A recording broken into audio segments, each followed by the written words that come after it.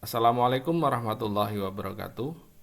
Halo teman-teman, perkenalkan saya PT Sutrisno, mahasiswa MTI STIMIK Akakom Yogyakarta.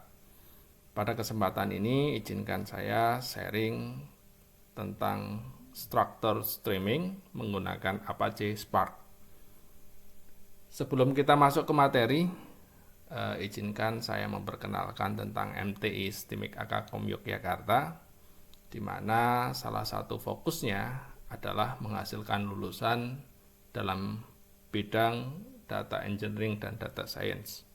Jadi bagi teman-teman yang berminat dalam dua bidang tersebut dan berminat untuk bergabung, langsung aja kunjungi pascasarjana.akakom.ac.id. Sebelum membahas struktur streaming, sedikit saya menyinggung tentang Apache Spark yang saat ini sangat terkenal di kalangan para penggiat dan praktisi teknologi data. Apache Spark merupakan perangkat lunak open source yang digunakan untuk menganalisa dan memproses data dalam skala yang sangat besar. Apache Spark pada dasarnya menyediakan antarmuka untuk para programmer dan pengembang antarmuka dalam melakukan analisis big data, machine learning, dan real-time processing. Apache Spark terdiri atas Spark Core atau inti Spark dan sekumpulan library perangkat lunak pendukung. Inti Spark adalah Distributed Execution Engine dari API Java, Scala, maupun Python yang disediakan sebagai platform untuk pengembangan aplikasi extract, transform, dan load atau yang dikenal dengan ETL. Sedangkan library perangkat lunak pendukung adalah aplikasi yang dibangun di atas inti Spark untuk memfasilitasi berbagai jenis pekerjaan yang berhubungan dengan streaming, SQL, dan machine learning. Kenapa Apache Spark saat ini menjadi pilihan dalam teknologi data? Karena setidaknya memiliki 3 keunggulan, yaitu kecepatan dalam pemrosesan analisis data, dukungan multi-format sehingga sangat fleksibel, dan library bawaan yang cukup banyak. Bagaimana cara instalasi dan konfigurasi Apache Spark? Teman-teman bisa melihat materi yang telah dibuat oleh rekan saya di link bit.ly/sparkrdd. Sedangkan untuk materi Spark SQL, data frame, dan dataset, teman-teman dapat melihat materinya di link bit.ly/sparksql. Jadi teman-teman dapat mempelajari dua link tersebut terlebih dahulu sebelum kita membahas tentang struktur streaming. Oke teman-teman, sekarang mari kita mengenal tentang struktur streaming atau streaming terstruktur pada Apache Spark. Struktur streaming adalah engine yang dibangun di atas Spark SQL yang digunakan untuk mengolah aliran data secara terus-menerus dan sangat terukur serta toleran terhadap kesalahan. Fitur ini pertama kali diperkenalkan pada Spark versi 2.0 yang dirilis pada Juli 2016. Dengan struktur streaming, kita dapat mengekspresikan perhitungan streaming dengan cara yang sama seperti kita mengekspresikan komputasi data statis, di mana mesin Spark SQL akan menjalankan perintah-perintah secara bertahap dan terus-menerus, serta memperbaharui hasil akhir juga secara terus-menerus saat data streaming berdatangan. Dalam gambar ini terlihat posisi struktur streaming dalam bagian komponen Apache Spark. Bagaimana struktur streaming bekerja? Dari gambar ini kita dapat melihat bahwa setiap data baru yang didapat dari hasil streaming akan langsung ditambahkan ke unbounded table sebagai data baru. Sehingga jika proses streaming berjalan terus-menerus, maka akan didapat data yang sangat besar karena data bertambah terus-menerus setiap detiknya. Secara default, permintaan struktur streaming diproses menggunakan mesin pemroses microbatch yang memproses aliran data sebagai serangkaian pekerjaan batch kecil sehingga mencapai latensi end-to-end serendah 100 milidetik.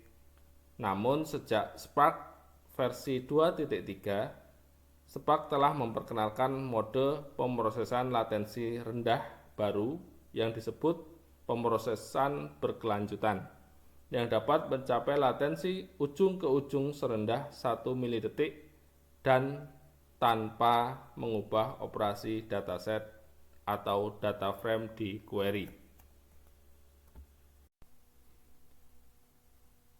Kemudian dari gambar ini kita dapat melihat model programming struktur streaming, di mana garis yang paling atas menunjukkan waktu yang terus-menerus berjalan, di mana setiap 1 detik akan memicu input data dari hasil streaming dalam bentuk query yang kemudian akan menghasilkan output. Dari model proses struktur streaming ini, kita dapat melihat dengan jelas bahwa data yang diinputkan semakin lama akan semakin besar. Setiap itu, kemudian secara otomatis akan dilakukan query untuk analisa data tersebut. Dalam contoh praktek nanti, kita akan mencoba menggunakan query yang berfungsi untuk menampilkan setiap kata yang diinputkan dan menghitung berapa kali kata tersebut muncul. Sebelum masuk ke praktikum, mari kita lihat skema model dari struktur streaming atau streaming terstruktur. Dari gambar ini kita melihat bahwa nanti ketika praktikum kita akan menggunakan utility netcat. Bagi teman-teman yang belum pernah mengetahui atau menggunakan netcat atau sering disingkat dengan NZ, adalah utility di jaringan komputer yang digunakan untuk membaca dari dan menulis ke dalam jaringan komputer menggunakan protokol TCP dan UDP. Perintah netcat dirancang untuk menjadi backend yang dapat digunakan secara langsung oleh program dan skrip lain. Netcat merupakan utility yang sangat kaya fitur karena dapat menyajikan dan menghasilkan hampir semua jenis koneksi yang dibutuhkan oleh penggunanya dengan berbagai kemampuan bawahan. Kemudian, skrip yang akan nanti kita coba dengan menggunakan bahasa Python adalah menangkap dari semua input yang berasal dari netcat tersebut. Karena keterbatasan kemampuan komputer saya, pada praktik nanti kita akan coba mengimplementasikan bagaimana struktur streaming, di mana nanti saya akan menggunakan server Linux berbasis Linux yang telah saya install Spark, Java, Python, dan netcat. Kemudian saya akan gunakan software PuTTY dan WinSCP dari komputer saya untuk melakukan remote ke server tersebut, sedangkan untuk menuliskan source code-nya nanti saya gunakan aplikasi Notepad++. Setelah kita pastikan bahwa Spark, Java, Python, dan netcat sudah terinstall di komputer kita dan dapat berjalan dengan baik, maka mari kita coba implementasikan dengan menuliskan source code yang nanti kita ambil dari Spark apache.org. Di sini teman-teman dapat melihat overview dari struktur streaming, dari mulai overview, terus ada quick example, terus ada programming model. Jadi dokumen di sini cukup lengkap sekali bagi teman-teman yang ingin mempelajari lebih lanjut tentang struktur streaming. Oke, pada kesempatan ini kita akan coba langsung buat quick example-nya, di mana nanti di sini sudah tersedia dalam 4 macam, jadi ada yang berbasis Scala, berbasis Java, Python, dan R. Pada kesempatan ini kita akan coba yang dengan berbasis Python. Nah, kita kopikan dulu source code yang ada di sini ke dalam Notepad++.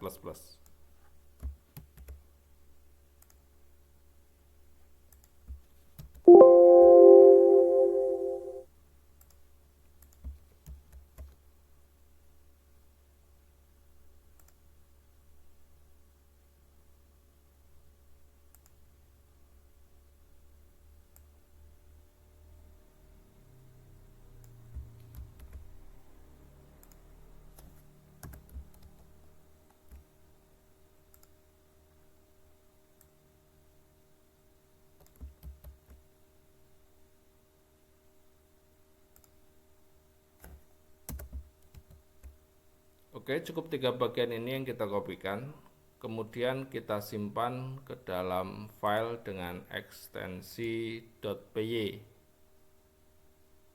Merupakan file ekstensi untuk Python.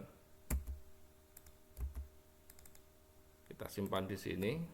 Kita kasih nama dengan belajar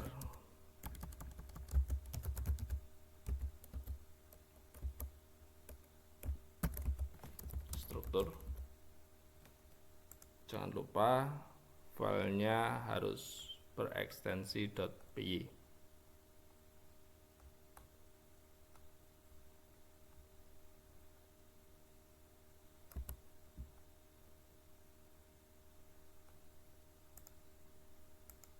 Kita simpan.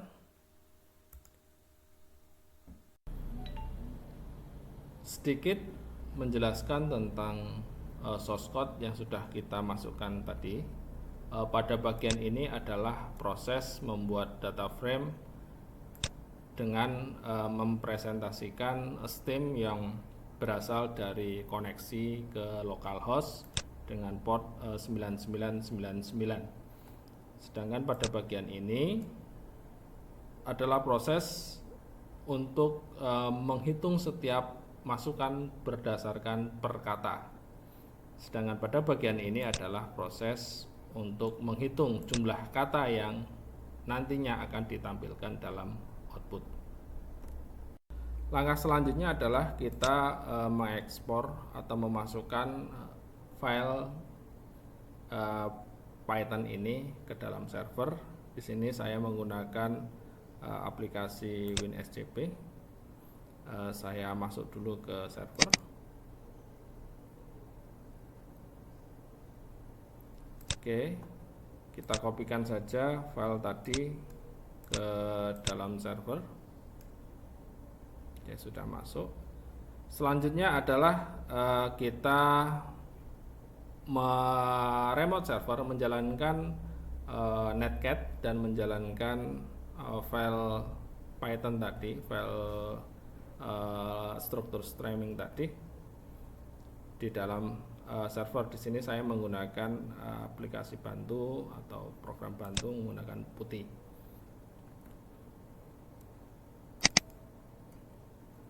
Kita login.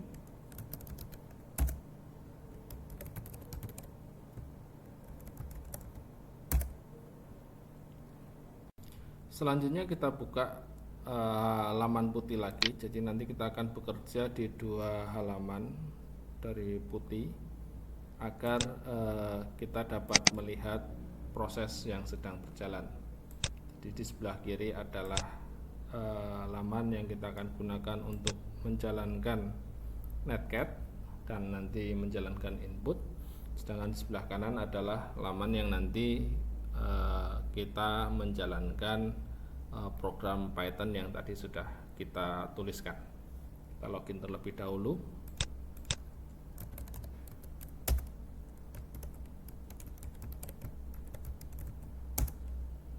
Oke. Langkah pertama adalah di bagian sebelah kiri. Kita akan menjalankan program netcat-nya. Perintahnya adalah nc port 9999. Kita enter. Oke, sudah jalan. Terus kemudian di sebelah kanan kita akan mengeksekusi program Python yang tadi sudah kita buat.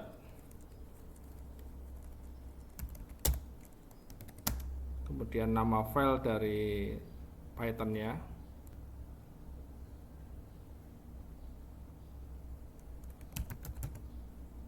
Kemudian localhost stming akcom Yogyakarta. Kita enter. Kita lihat di sebelah kanan proses streaming berjalan.